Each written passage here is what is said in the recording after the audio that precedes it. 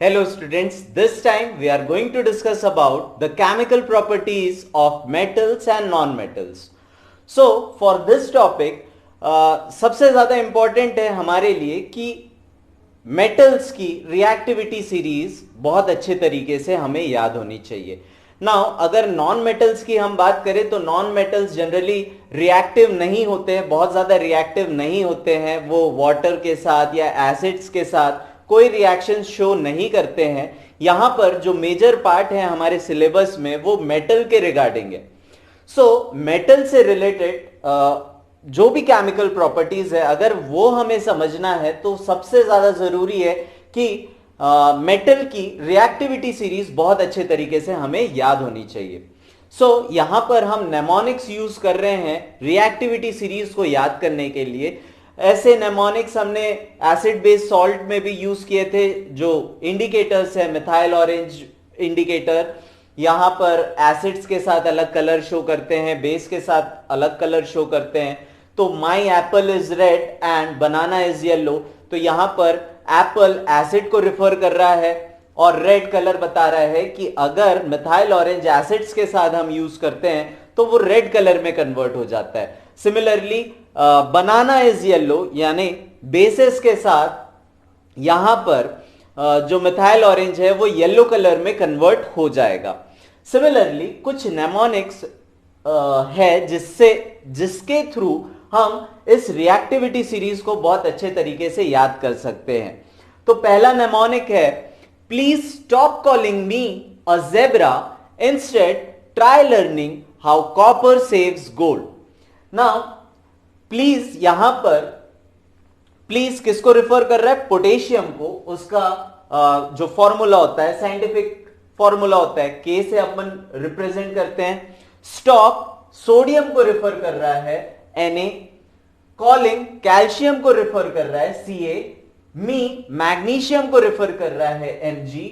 A aluminium को refer कर रहा है, that is Al. Zebra zinc को रिफर कर रहा है, Zn. इंस्टेड आयरन को रिफर कर रहा है, that is Fe. Try strontium यानी कि टिन को रिफर कर रहा है, जिसका साइंटिफिक नेम स्ट्रॉन्शियम होता है, Sn. लर्निंग लेड को रिफर कर रहा है, जिसका शॉर्ट फॉर्म साइंटिफिक नेम जो होता है Pb. साइंटिफिक नोटेशन हम Pb लिखते हैं. हाउ यानी कि हाइड्रोजन. देखिए इसे मैंने स्क्वायर ब्रैकेट में रखा है. Hydrogen is a non metal.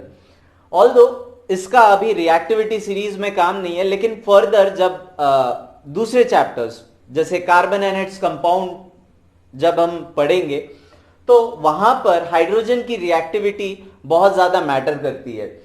तो यहां पर तो हाइड्रोजन की अभी फिलहाल जरूरत नहीं है, लेकिन रिएक्टिविटी सीरीज में हाइड्रोजन भी प्लेस्ड होता है. नाउ कॉपर की अगर हम बात करें, हाउ कॉपर, तो Cu हो गया. Saves that is Ag silver के लिए, and gold that is Au. इसको हम दूसरे नेमोनिक्स के थ्रू भी याद कर सकते हैं. जैसे कैटरीना ने कार मांगी, ऑल्टो जेन फरारी, फिर भी क्यों मिली सिल्वर ऑडी. नाउ कैटरीना यानी कि पोटेशियम हो गया, ने यानी कि सोडियम हो गया, कार कैल्शियम के लिए हो गया, मांगा मैग्नीशियम के लिए हो गया, ऑल्टो एल्यूमिनियम के लिए हो गया, जेन जिंक के लिए हो गया, फरारी Fe यानी कि आयरन के लिए हो गया, फिर Pb दैट इज लेड के लिए हो गया, Q कॉपर के लिए हो गया, मिली मर्क्यूरी. यहां पे ये मर्क्यूरी है, मिली के लिए क्या हो गया? Mercury that is Hg. Silver तो समझ में ही आ गया, Ag. And Audi that is Au. Now अगर इस रिएक्टिविटी सीरीज की बात करें, देखिए अब दोनों ही जगह पर, जैसे यहां पर Hg को या मर्क्यूरी को हमने उस फ्रेज में यूज नहीं किया, यहां पर हमने हाइड्रोजन को नहीं इंक्लूड किया या टिन को यूज नहीं किया. तो आप ऐसे अलग फ्रेजेस बना सकते हैं जो आपको इजी लगे, फनी लगे और याद रहे लंबे समय तक. आप ऐसे फ्रेजेस कोई भी बना सकते हैं. तो अगर हम इस रिएक्टिविटी सीरीज की बात करें तो रिएक्टिविटी जो सबसे ज्यादा रिएक्टिव होते हैं वो सबसे टॉप एंड पर होते हैं और जो सबसे ज्यादा लीस्ट रिएक्टिव होते हैं वो बॉटम में होते हैं। तो अगर हम यहां पर मेटल्स की रिएक्टिविटी की बात करें तो सबसे लीस्ट रिएक्टिव नीचे होगा और सबसे ज्यादा रिएक्टिव सबसे ऊपर होगा। नाउ सोडियम और पोटेशियम के बारे में आपने पढ़ा भी है क्लास 8 में। They are stored under kerosene, kerosene के अंदर इसे स्टोर किया जाता है, पानी के साथ इसका बहुत विग्रस रिएक्शन होता है। तो हम इसे जनरली कहां स्टोर करते हैं? केरोसिन के अंदर हम इसे स्टोर करते हैं। अगर मैं एल्यूमिनियम और जिंक की बात करूं तो एल्यूमिनियम ज्यादा रिएक्टिव है एज कंपेयर टू जिंक। अगर जिंक और लेड की मैं बात करूं तो जिंक ज्यादा रिएक्टिव है देन लेड, पीबी। तो यहां पर हो गया हमारा क्या, जो रिएक्टिविटी सीरीज ऑफ मेटल है वो बहुत अच्छे तरीके से हमने याद कर लिया है। इसे एक बार बहुत अच्छे तरीके से याद कीजिए, लिखिए, बार बार लिखिए, ताकि आपको सारे जो सीक्वेंस है वो बहुत अच्छे तरीके से याद हो जाए और ये बहुत हेल्पफुल रहेंगे जो केमिकल प्रॉपर्टीज ऑफ मेटल हम डिस्कस करने जा रहे हैं उसके लिए। Now let us start the chemical properties of metal. Now reaction with water. अगर मेटल पानी के साथ रिएक्ट करेगा तो किस तरीके का रिएक्शन हमें देखने को मिलेगा? Generally all metals do not react with water. Metals, her metal पानी के साथ रिएक्ट नहीं करता है, लेकिन कुछ मेटल्स जब पानी के साथ रिएक्ट करते हैं, वाटर के साथ रिएक्ट करते हैं, they form metal oxide and this metal oxide further reacts with excess of water to form metal hydroxide. Now इस प्रोसेस में जब मेटल ऑक्साइड फॉर्म हो रहा है तो यहां पर हाइड्रोजन गैस लिबरेट होती है।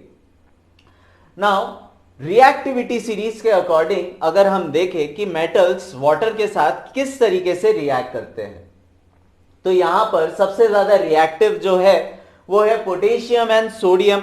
सो पोटेशियम और सोडियम जब वाटर के साथ रिएक्ट करते हैं तो ये हाइड्रोक्साइड तो फॉर्म करते हैं, साथ ही साथ ये हाइड्रोजन गैस भी लिबरेट करते हैं। लेकिन ये जो अल्कली मेटल्स है ये इतना विग्रस रिएक्शन शो करते हैं वाटर के साथ, इतनी हीट इवॉल्व होती है यहां, जो हाइड्रोजन रिलीज हो रही है, लिबरेट हो रही है, उसमें आग लग जाती है और यहां पर जो हाइड्रोजन रिलीज है उसमें क्या होगा? आग पकड़ लेगा। तो क्योंकि सोडियम और पोटेशियम बहुत ज्यादा रिएक्टिव है तो यहां पर जब हाइड्रोजन गैस लिबरेट हो रही है वो क्या हो रही है? उसमें आग लग जा रही है। नाउ नीचे आते हैं, सोडियम और पोटेशियम के नीचे आ जाते हैं, हम कैल्शियम के बारे में डिस्कस करते हैं। तो कैल्शियम कंपैरेटिवली सोडियम और पोटेशियम से लेस रिएक्टिव है। तो यहां पर अगेन मेटल हाइड्रोक्साइड तो फॉर्म हो रहा है लेकिन जो हाइड्रोजन रिलीज हो रही है उसमें आग नहीं लगेगी। तो यहां पर जो हाइड्रोजन रिलीज हो रही है इतना एक्सेस ऑफ हीट जनरेट नहीं होता कि हाइड्रोजन में आग लग जाए। नाउ और नीचे आते हैं रिएक्टिविटी सीरीज में। अगर मैग्नीशियम की हम बात करें, नाउ देखिए यहां पर अगर हम ध्यान से देखें तो पोटेशियम, सोडियम, कैल्शियम, अगर यहां पर हम जो वाटर यूज कर रहे हैं ठंडा पानी यूज कर रहे हैं, ठीक है। मैग्नीशियम के साथ भी जब हम ठंडा पानी, नॉर्मल वाटर, रूम टेम्परेचर वाला वाटर जब यूज करेंगे तो यहां हमें कोई रिएक्शन देखने को नहीं मिलेगा। मैग्नीशियम किसके साथ रिएक्ट करेगा? कंपैरेटिवली हॉट वाटर के साथ रिएक्ट करेगा और वो फॉर्म करेगा मेटल ऑक्साइड। मैग्नीशियम है तो मैग्नीशियम हाइड्रोक्साइड और हाइड्रोजन गैस रिलीज होगी। नाउ आप रिएक्टिविटी सीरीज के थ्रू क्लियरली देख सकते हैं जो ज्यादा रिएक्टिव था वहां पर ज्यादा एक्सोथर्मिक रिएक्शन हमको देखने को मिला या ज्यादा हीट हमको इवॉल्व होते हुए दिखी। लेकिन जैसे जैसे लो रिएक्टिव मतलब लेस रिएक्टिव मेटल्स के पास हम आते जा रहे हैं हमें एक्सटर्नल हीट प्रोवाइड करनी पड़ रही है।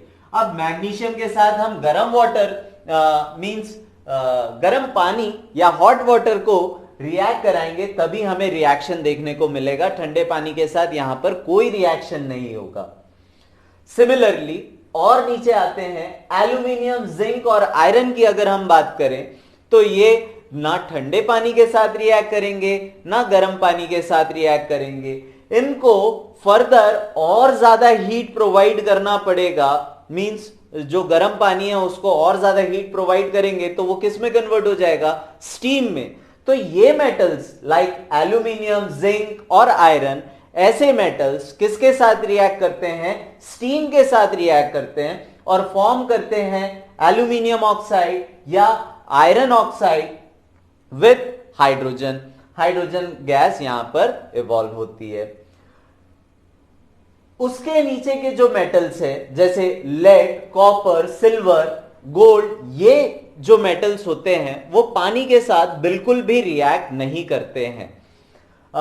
चाहे लेड को बोलिए या कॉपर को बोलिए, गोल्ड या सिल्वर, इनके वेसल्स या यूटेंसिल्स हम यूज करते हैं जहां पर, जैसे एक कॉमन एग्जांपल है बॉयलर्स, या फिर घर में जो गीजर होगा उसके अंदर वेसल होता है, वाटर वेसल होता है जहां पे पानी गर्म होता है। तो ये वेसल किसका बना होता है, कॉपर का बना होता है, क्योंकि कॉपर ना ठंडे पानी के साथ रिएक्ट करेगा, ना गर्म पानी के साथ रिएक्ट करेगा, ना स्टीम के साथ रिएक्ट करेगा। अगर मैं सिल्वर या गोल्ड का वेसल बनाऊंगा तो वो कंपैरेटिवली एक्सपेंसिव हो जाएगा, ज्यादा पैसे लगेंगे उस डिवाइस को बनाने के लिए, इसलिए हम कॉपर के वेसल्स यूज करते हैं जब भी कोई बॉयलर या थर्मोस्टैट या थर्मो हीट से रिलेटेड जो भी डिवाइसेस रहते हैं जहां पर पानी का रोल है, वो जनरली हम किससे बनाते हैं, कॉपर वेसल्स का बनाते हैं। Now moving ahead to the reactions of metal with acids. अगर हम मेटल्स के रिएक्शन की बात करें एसिड के साथ, तो मेटल्स जब भी एसिड के साथ रिएक्ट करते हैं वो फॉर्म करते हैं सॉल्ट और लिबरेट करते हैं हाइड्रोजन गैस। हाइड्रोजन गैस जो होती है वो होती है। सो सिंपल एग्जांपल देखूं, लाइक पोटेशियम, सोडियम, अगर यहां पर कोई भी एसिड जैसे सल्फ्यूरिक एसिड हो सकता है, हाइड्रोक्लोरिक एसिड हो सकता है, नॉट नाइट्रिक एसिड, तो यहां पर सॉल्ट फॉर्म हो रहा है और हाइड्रोजन गैस लिबरेट हो रही है या इवॉल्व हो रही है। Similarly magnesium, aluminium, zinc, iron, ये सारी चीजें जब एसिड के साथ रिएक्ट करेंगी तो नॉर्मल एक सॉल्ट फॉर्म होगा और हाइड्रोजन गैस इवॉल्व होगी। यहां पर एसिड हाइड्रोक्लोरिक एसिड हो सकता है या फिर सल्फ्यूरिक एसिड हो सकता है। लेकिन इस जगह पर मेटल्स का रिएक्शन अगर हम एसिड के साथ बात कर रहे हैं तो यहां पर एक एक्सेप्शन हमको देखने को मिलता है, that is the nitric acid. अगर हम नाइट्रिक एसिड की बात करें तो जब मेटल्स नाइट्रिक एसिड के साथ रिएक्ट करते हैं तो यहां पर कोई हाइड्रोजन गैस इवॉल्व नहीं होती है। अब क्यों नहीं होती है? एक्चुअली यहां पर हाइड्रोजन गैस फॉर्म तो हो रही है, लेकिन जो HNO3 है जो कि नाइट्रिक एसिड कहलाता है, वो बहुत ही अच्छा एक ऑक्सीडाइजिंग एजेंट है। तो यहां पर जो हाइड्रोजन इवॉल्व हो रही है, नाइट्रिक एसिड उसे ऑक्सीडाइज कर देता है। जो भी हाइड्रोजन बनी उस हाइड्रोजन को वो क्या कर देगा, ऑक्सीडाइज कर देगा और अल्टीमेटली क्या फॉर्म हो जाएगा, वाटर फॉर्म हो जाएगा। और HNO3 जो रिड्यूस हो जाएगा और क्या करेगा, नाइट्रोजन के कंपाउंड्स फॉर्म करेगा। जैसे वो खुद रिड्यूस हो जाएगा, एसिड जो है वो खुद रिड्यूस हो जाएगा और नाइट्रोजन के ऑक्साइड्स हमें देखने को मिलेंगे, जैसे नाइट्रोजन डाइऑक्साइड, नाइट्रस ऑक्साइड, ये सारी चीजें हमें देखने को मिलेगी। तो एक्सेप्शन अगर मेटल और एसिड के रिएक्शंस की हम बात करें तो नाइट्रिक एसिड के साथ हमें एक्सेप्शन देखने को मिलता है। हाइड्रोजन गैस वहां पर इवॉल्व नहीं होती है, वहां पर फॉर्म होता है water. Now exception, zinc when reacted with nitric acid it forms zinc nitrate plus water plus nitrogen dioxide. Exception in exception. अब इस एक्सेप्शन में भी एक एक्सेप्शन है कि नाइट्रिक एसिड जब मैग्नीज या मैग्नीशियम के साथ रिएक्ट करता है तो तो वहां पर हाइड्रोजन गैस ही इवॉल्व होती है, मैग्नीशियम या manganese nitrate with hydrogen gas. Okay, तो यहां पर हमने मेटल्स और एसिड का रिएक्शन देखा। मेटल्स एसिड के साथ रिएक्ट करके सॉल्ट और हाइड्रोजन गैस वहां पर इवॉल्व होती है। लेकिन एक्सेप्शन क्या है, जब नाइट्रिक एसिड के साथ हम मेटल्स को रिएक्ट करते हैं, क्योंकि नाइट्रिक एसिड एक बहुत ही अच्छा ऑक्सीडाइजिंग एजेंट है, तो उस केस में हमें हाइड्रोजन गैस इवॉल्व होते हुए नहीं दिखती है। यही हाइड्रोजन क्या फॉर्म कर लेती है, वाटर फॉर्म कर लेता है, क्योंकि नाइट्रिक एसिड उसे ऑक्सीडाइज कर देता है।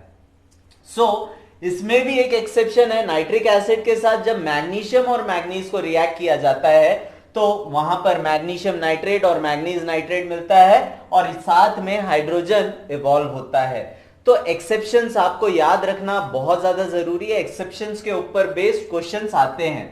HNO3 that is nitric acid is a strong oxidizing agent and oxidizes the hydrogen produced in the reaction to form H2O। जो हाइड्रोजन रिएक्शन मेटल का जब एसिड के साथ रिएक्शन होगा, हाइड्रोजन इवॉल्व होगी और ये हाइड्रोजन क्या हो जाएगा, ऑक्सीडाइज कर देगा इस हाइड्रोजन को, कौन, ये HNO3 टू फॉर्म H2O। और acid itself get reduced to form oxides of nitrogen like nitrogen dioxide, nitric oxide and such type of compounds are formed। Now next pattern की अगर हम बात करें, डिस्प्लेसमेंट रिएक्शन, मेटल्स का reaction जो हम junior classes में भी पढ़े हैं, that is the displacement reaction. More reactive metal displaces less reactive metal. जैसे यहां पर अगर मैं एक मेटल की बात कर रहा हूं, zinc, when reacted with copper sulfate solution it forms zinc sulfate and copper। Similarly अगर zinc when reacted with FeSO4, now यहां पर आप देख सकते हैं जिंक जो है आयरन से ज्यादा रिएक्टिव है, इसलिए ये क्या फॉर्म करेगा, ZnSO4 प्लस Fe। जो भी रिस्पेक्टिव सॉल्ट का मेटल है वो डिपॉजिट हमें यहां पर मिल जाएगा प्रेसिपिटेट के फॉर्म में, इनसॉल्युबल फॉर्म में, वो सॉल्ट में, वो सॉल्यूशन में, बॉटम में वो हमें तैरता हुआ दिखेगा। ठीक है, बॉटम में सेटल हो जाएगा।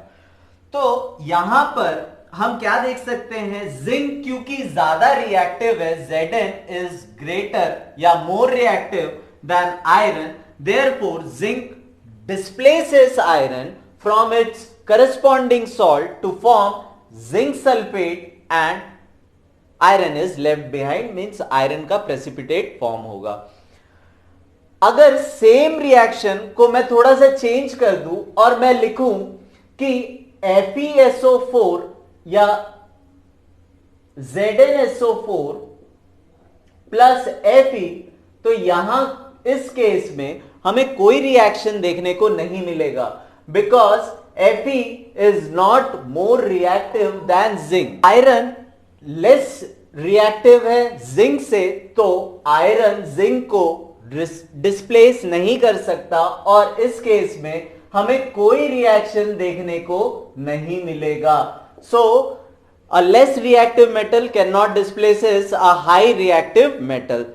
नेक्स्ट केस की अगर हम बात करें, रिएक्शन विद ऑक्सीजन, यानी कि मेटल्स का रिएक्शन कैसा होगा ऑक्सीजन के साथ। Now metals when react with oxygen it forms metal oxide. Now metal oxides की अगर हम बात करें, जैसे अल्कली मेटल्स यहां पर हो गए, सोडियम, पोटेशियम, कैल्शियम, इनकी अगर हम बात करें तो यहां पर ये जब ऑक्सीजन के साथ रिएक्ट करते हैं it forms Na2O, K2O, CaO, calcium oxide, sodium oxide, potassium oxide. और ये जो ऑक्साइड होते हैं वो जनरली बेसिक इन नेचर होते हैं, लेकिन इस केस में भी एक एक्सेप्शन हमें देखने को मिलता है, that is the amphoteric oxide. जैसे एल्यूमिनियम के जो ऑक्साइड्स होते हैं वो क्या कहलाते हैं, एम्फोटेरिक ऑक्साइड्स कहलाते हैं। Now what do you mean by amphoteric oxides? Amphoteric oxides क्या होते हैं, वो कभी बेसिक ऑक्साइड की तरह एक्ट करते हैं, कभी एसिडिक ऑक्साइड्स की तरह एक्ट करते हैं. Say for example, when aluminium oxide is reacted with a strong acid like HCl, तो ये बेसिकली क्या हो गया, एक neutralization reaction, base with acid या एसिड विथ बेस न्यूट्रलाइज हो जाता है, it forms salt and water. So Al2O3 when reacted with HCl it forms AlCl3 plus H2O. Similarly इस केस में, फर्स्ट केस की अगर मैं बात करूं, स्ट्रॉन्ग एसिड था तो ये ऑक्साइड जो है वो बेसिक नेचर का हो गया, यानी कि बेस की तरह एक्ट किया. सिमिलरली अगर मैं एक स्ट्रॉन्ग बेस के साथ इसे रिएक्ट कराऊंगा तो ये एसिडिक बिहेव करेगा, ये ऑक्साइड जो है एसिडिक बिहेव करेगा. That is Al2O3 when reacted with NaOH it will form salt plus water. So Al2O3 plus NaOH gives NaAlO2 plus H2O. तो यहां पर रिएक्शन विथ ऑक्सीजन में एक एक्सेप्शन जो हमें देखने को मिला वो है एम्फोटेरिक ऑक्साइड्स का, यानी कि एल्यूमिनियम ऑक्साइड्स जो होते हैं वो जनरली कैसे बिहेव करते हैं, बेसिक और एसिडिक दोनों ही तरह से बिहेव करते हैं, डिपेंडिंग ऑन रिएक्टेंट, किस टाइप का रिएक्टेंट है. मतलब स्ट्रॉन्ग एसिड है तो वो बेसिक ऑक्साइड की तरह एक्ट करेगा, स्ट्रॉन्ग बेस है तो एसिडिक ऑक्साइड की तरह वो एक्ट करेगा. तो यहां पर जो main properties, chemical properties of acid metals थी वो हमने डिस्कस कर ली. इस पॉइंट पे अगर हम एसिड्स की बात करें तो एसिड्स जो होते हैं यहां पर एक पर्टिकुलर एक्वा रीजिया, जो रॉयल वाटर जिसे हम कहते हैं,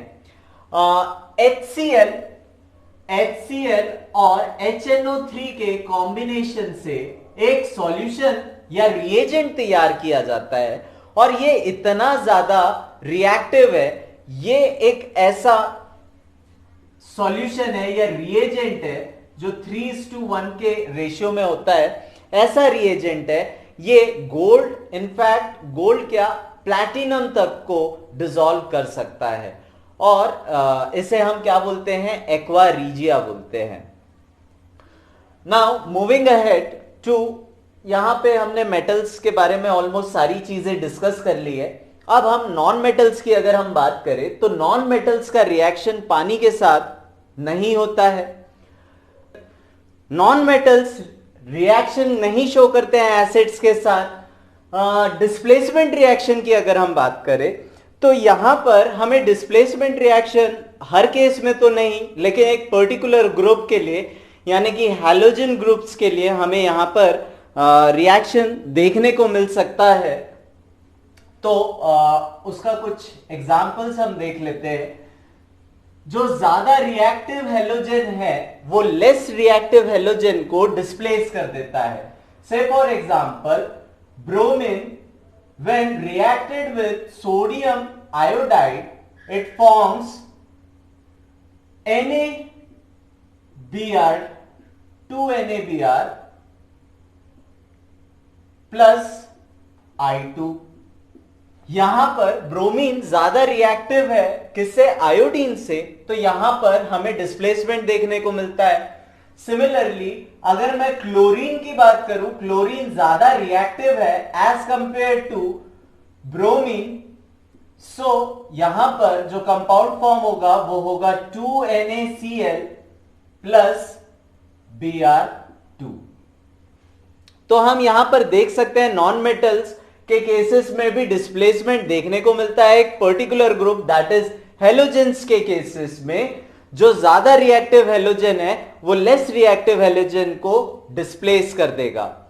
सिमिलरली एक रिएक्शन हमें नॉन मेटल के केसेस में और देखने को मिलता है, reaction with oxygen. Generally when non metal reacts with oxygen it forms neutral oxide. अब ये न्यूट्रल ऑक्साइड्स क्या हो गए, से for example hydrogen when reacted with oxygen it forms water.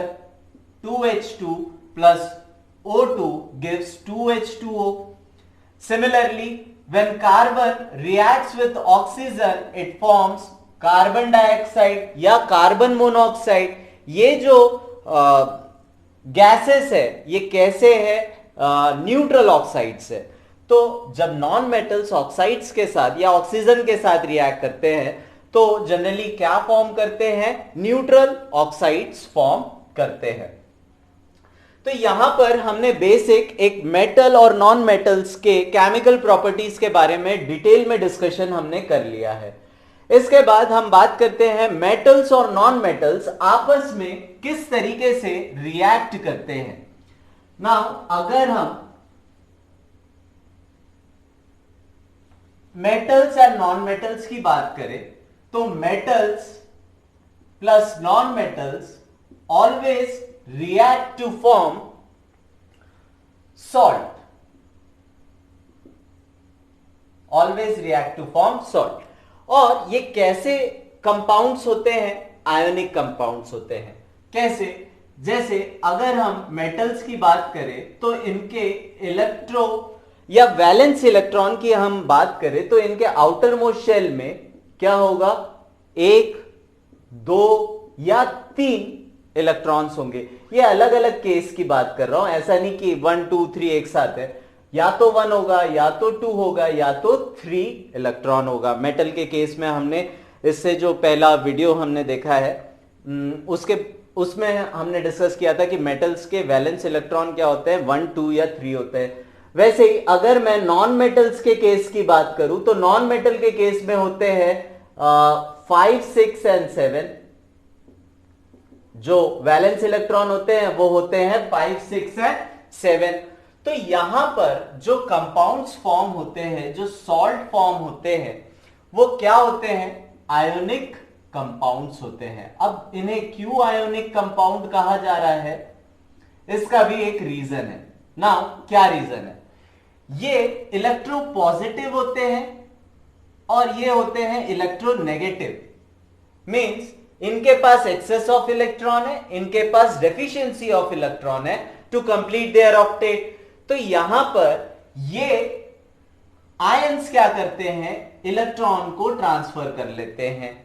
Now say for example Na plus Cl minus के साथ combine हो जाएगा to form NaCl। 2Na plus Cl2 gives 2NaCl। Similarly magnesium chloride की अगर हम बात करें MgCl2, तो मैग्नीशियम का एटॉमिक नंबर होता है, मैग्नीशियम का एटॉमिक नंबर हो गया आपका 11 12। इसका अगर इलेक्ट्रॉनिक कॉन्फ़िगरेशन आप लिखेंगे तो 282 हो जाएगा। और क्लोरीन की अगर आप बात करें तो क्लोरीन का होता है 17, दैट इज 2 8 एंड 7। तो यहां पर बॉन्ड कैसे फॉर्म होंगे, मैग्नीशियम के वैलेंस इलेक्ट्रॉन को मैं लिख देता हूं, दैट इज 2। अब यहां पर मैं क्लोरीन को इंक्लूड कर लेता हूं, क्लोरीन के हैं 7, तो 1, ये 1 3 4 5 6 एंड 7, काउंट कर लीजिए 1 2 3 4 5 6 7 एंड MgCl2 है तो क्लोरीन के 2 मॉलिक्यूल्स होने चाहिए, 1 2 3 4 5 6 एंड 7। तो यहां पर जो बॉन्ड फॉर्म होगा वो कुछ इस तरीके का, मींस इलेक्ट्रॉन की शेयरिंग हो जाएगी जिससे कंपाउंड फॉर्म हो जाएगा। और ऐसे कंपाउंड्स क्या कहलाते हैं, आयोनिक कंपाउंड्स कहलाते हैं।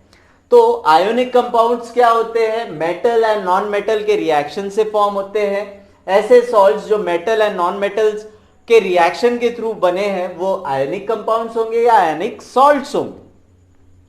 Now they are also known as electrovalent compound, electrovalent compound.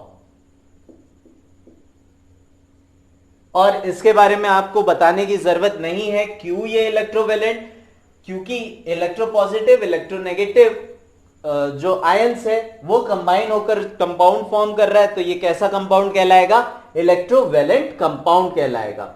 Now अगर हम इनके फिजिकल प्रॉपर्टीज, इनकी प्रॉपर्टीज के बारे में डिस्कस करें तो प्रॉपर्टीज देख लेते हैं। किसकी प्रॉपर्टीज के बारे में? आयोनिक कंपाउंड्स के प्रॉपर्टीज के बारे में हम डिस्कस कर रहे हैं।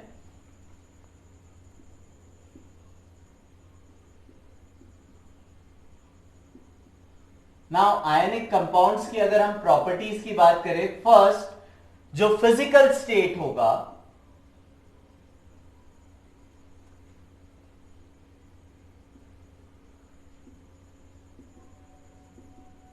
वो जनरली मींस इलेक्ट्रोवेलेंट कंपाउंड जो होते हैं या आयनिक कंपाउंड्स जो होते हैं वो हार्ड होते हैं, रिजिड होते हैं।